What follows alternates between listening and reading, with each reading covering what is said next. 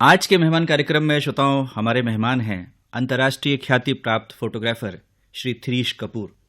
थ्रीश कपूर अल्मोड़ा से हैं और कुमाऊं की धरती ने महात्मा गांधी को आकर्षित किया। कौसानी महात्मा गांधी आए, सुमित्रानंदन पंत ने कई रचनाएं अल्मोड़ा में की। ये एक सृजन है जी। और बचपन से ही हम जानते हैं कि आपको हिमालय ने प्रेरित किया है और एक छायाकार के रूप में जो आपकी यात्रा आरंभ होती है अल्मोड़ा से, उसके बारे में हमारे श्रोता जानना चाहेंगे। मैं अल्मोड़ा में ही पैदा हुआ।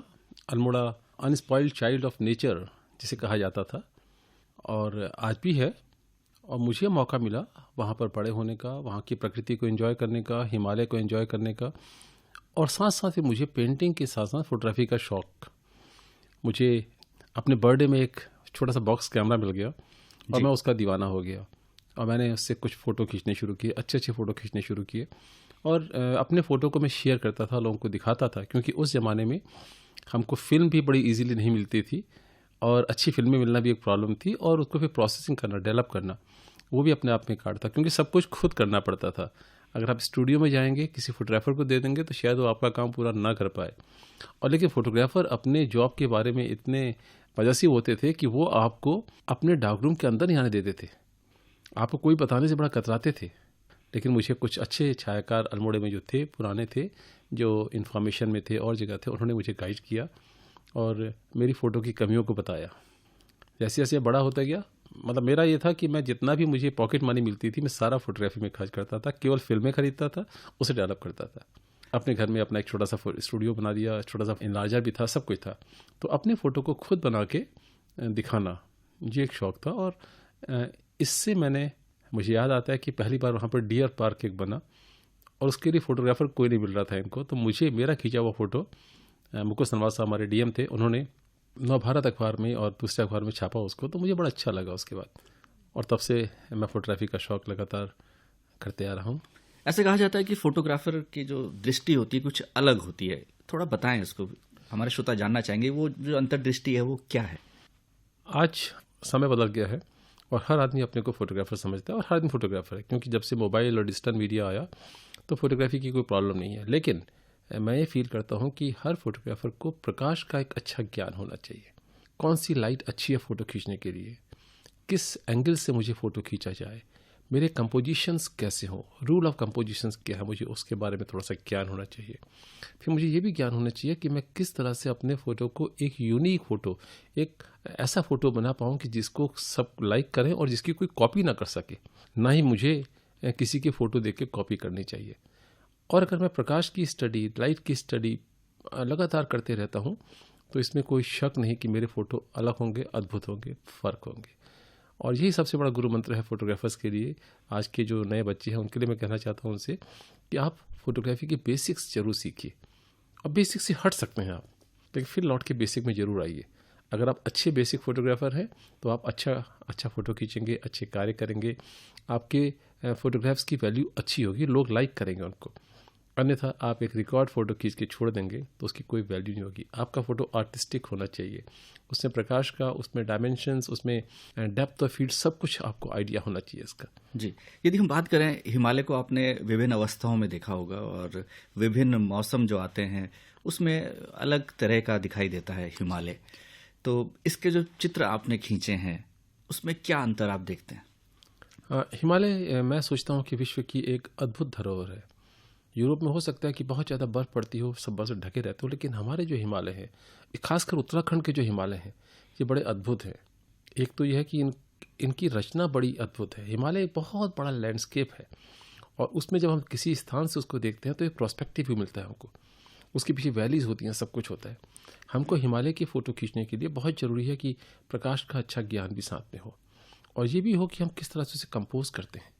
अगर आप हिमालय का फ़ोटो खींच रहे हैं और आपने दिन के वक्त खींचेंगे तो फ़ोटो फ्लैट सा हो जाएगा। अगर आपको एक 3D टाइप का अच्छी डायमेंशन वाला फ़ोटो चाहिए होगा तो मैं अक्सर लोगों से कहता हूँ कि जिस वक्त सूर्य उदय होता है उस वक्त अपने स्पॉट पे पहुँच जाइए और वहाँ से हिमालय को देखिए, उसका चित्रण करिए। हिमालय का चित्रण इतना आसान नहीं होता। जब ब्लैक एंड वाइट का ज़माना था बड़ा फ़र्क था, जब कलर था तो उसके कुछ दूसरे आयाम थे, और आज डिजिटल में दूसरे आयाम हैं। क्योंकि डिजिटल में थोड़ी सी लाइट चेंज होने में, थोड़ा सा वेरिएशन होने में, लाइट की क्वांटिटी या लाइट की इंटेंसिटी में आपका सारा फोटो बेकार हो जाता है, क्योंकि हिमालय बहुत ब्राइट हैं, चमकते हैं और नीचे का लैंडस्केप डार्क हो जाता है।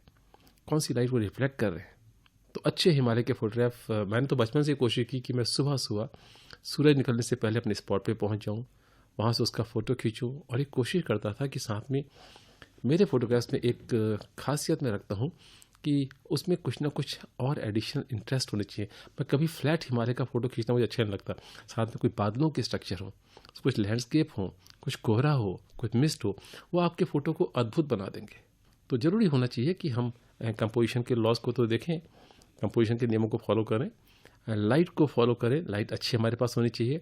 और दूसरा, कोई ऐसी चीज़ होनी चाहिए कि कोई आपका फ़ोटो कॉपी ना कर सके, और आप भी किसी का फ़ोटो कॉपी ना करिए जी। आप अपने दिमाग से फ़ोटो बनाइए और तब उसको खींचिए। जी, हिमालय तमाम लोगों को प्रेरित करता रहा है, अपनी अडिगता, अपनी विशालता, लेकिन आपने बताया कि उसकी जो विविधता है वो भी प्रेरित करती है।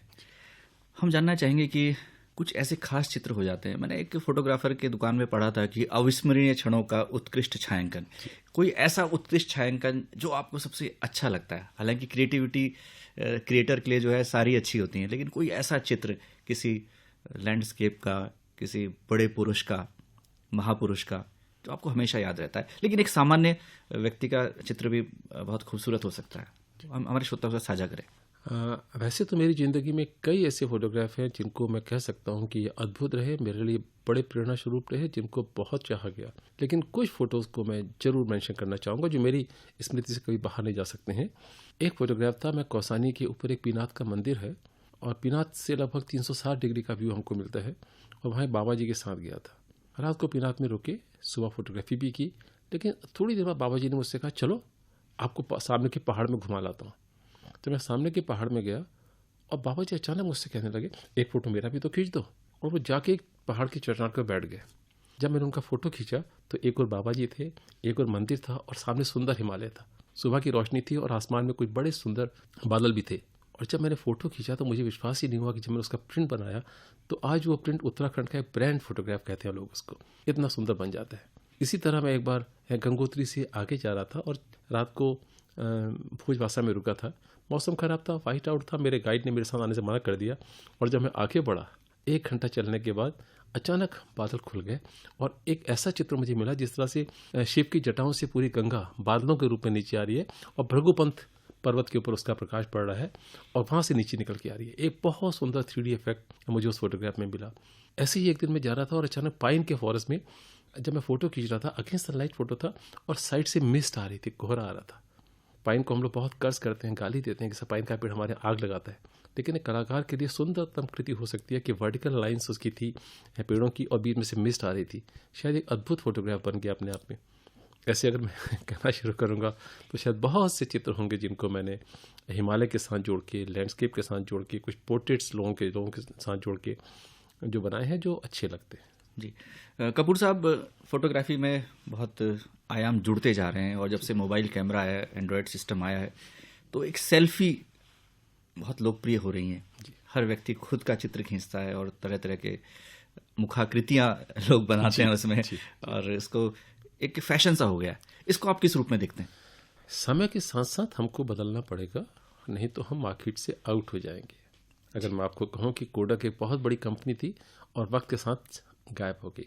इसी तरह जब डिजिटल मीडिया आया तो एनालॉग कैमरे सारे खत्म हो गए और अब हम लोग डिजिटल की बात करते हैं। अब वो जब डिजिटल मोबाइल में आ गया तो हर आदमी के पास एक बहुत अच्छा इंस्ट्रूमेंट उसके पास। आज फोटोग्राफी हमारे जीवन का अभिन्न अंग बन गई है। लेकिन मैं मोबाइल में जो सेल्फी बनाते हैं उनसे भी एक रिक्वेस्ट करना चाहता हूँ। बहुत अच्छा है, अपनी मेमोरी को मेमोराइज कर सकते हैं, हमें किससे रिक्वेस्ट नहीं करनी पड़ती, हम फोटो खींच देते हैं। लेकिन कई बार जब बेसिक नियम नहीं मालूम होते हैं उनको, तो किसी की आंख टेढ़ी आती है, किसका मुंह टेढ़ा आता है, उसको कैसे रोकें।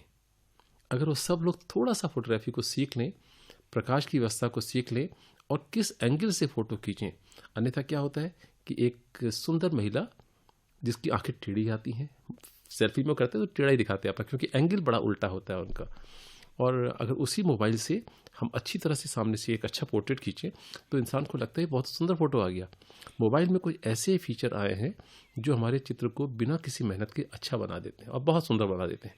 लेकिन उसके लिए प्रकाश का ज्ञान, कंपोजिशन का ज्ञान, और फोटोग्राफी के नियमों का ज्ञान होना अच्छा है, लेकिन मोबाइल कल्चर को हम बंद नहीं कर सकते, ये बढ़ेगा और बढ़ेगा। लेकिन अब जो कैमरे आ रहे हैं उसमें भी इतनी फैसिलिटी आने लगी है मोबाइल कैमरों में कि वो DSLR कैमरे से महंगे हो गए, जी उनकी मेगापिक्सल बढ़ गई, जबकि उससे कोई असर नहीं पड़ता हमारी फोटोग्राफी पे। तो इनको हम रोक नहीं पाएंगे। एक अच्छी विधा है, लोग लेकिन सेल्फी के चक्कर में जो लोग सब कुछ भूल जाते हैं कि हमको क्या नियम फॉलो करने हैं और अपने को भूल जाते हैं और एक्सटेंड कर बैठते हैं, वो एक इसका दुर्भाग्य जरूर है। जी।